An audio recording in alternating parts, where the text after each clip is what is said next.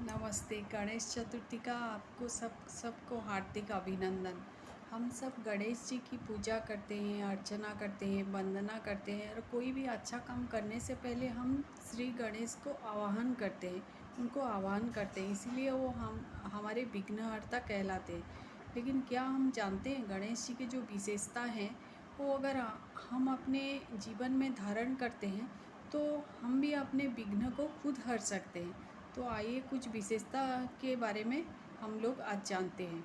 गणेश जी का सर जैसे बहुत बड़ा सर होता है, बहुत बड़ा मस्तिष्क मतलब ग्रेट विजडम माने विशाल बुद्धि, उनमें से छोटी छोटी आँखें मतलब हम जब मतलब कोई दूर के चीज़ को देखते हैं ना, आँख को एकदम छोटा छोटा कर देते हैं, मतलब वो हमको दिखाई देगा मतलब के लिए वो एकदम छोटा छोटा कर देते हैं। ठीक उसी तरह हम जो भी कर्म करते हैं, अगर फ्यूचर कंसिक्वेंस के बारे में सोच के अगर वो कर्म करेंगे ना तो हमारा कर्म भी एकदम परफेक्ट होगा। तो हमेशा मतलब कि फ्यूचर को देख के कोई भी कर्म कीजिएगा।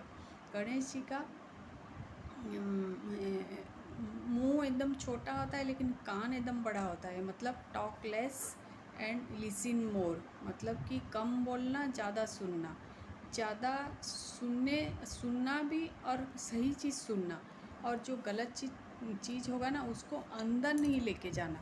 गणेश जी का जो दांत होता है एक ब्रोकन होता है और एक सही होता है, मतलब हम सब में डुअलिटी है, मतलब मेल फीमेल, छोटा बड़ा, हिंदू मुस्लिम ये सब है, फिर भी हम ईश्वर के संतान हैं, हम सब एक हैं ये बताया जाता है।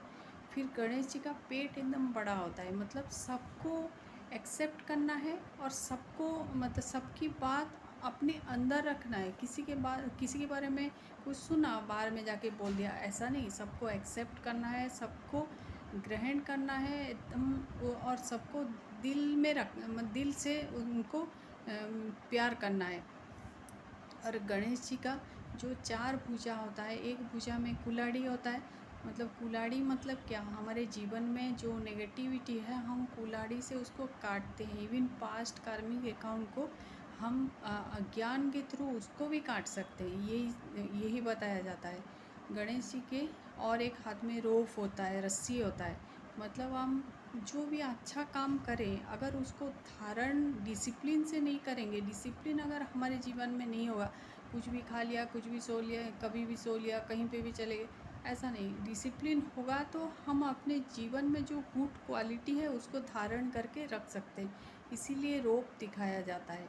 गणेश जी के दूसरे हाथ में इस मुद्रा में रहते, मतलब सबको देना है, किसी से मांगना नहीं, प्यार दो, रेस्पेक्ट दो, ट्रस्ट दो, ये सब मांगना नहीं है, सामान दो, तो ये नहीं, सबको देते जाना है, देते जाना है, देते जाना है। जो जिसका जैसा भी संस्कार हो उसको सिर्फ और सिर्फ दुआ और ब्लेसिंग देना है। फिर और एक हाथ में उनका मोदक होता है। देखिए मोदक बनाना बहुत डिफ़िकल्ट होता है, और लेकिन मोदक क्या बहुत टेस्टी होता है।